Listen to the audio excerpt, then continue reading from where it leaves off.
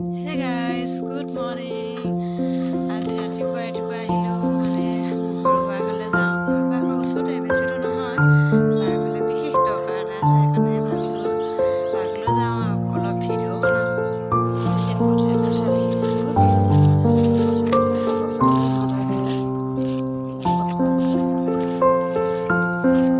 বাৰিষা হ'লে পথাৰ যাব নোৱাৰি। তেতিয়া ৰাস্তাটো দেখিছে না, সেইফালেদি গৈ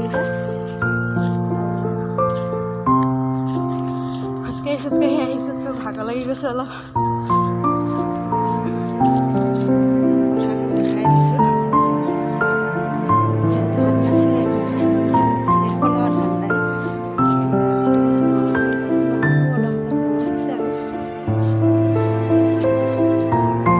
ৰাস্তাটো এইটো হয়। ৰাস্তাটো উঠি অকণমান আছে। আমাৰ একেখন গাঁৱে হয়, আমাৰ এটা চুকত সিহঁতৰ অলপ আগতে এটা চুক বুলি ক'ব পাৰি আৰু।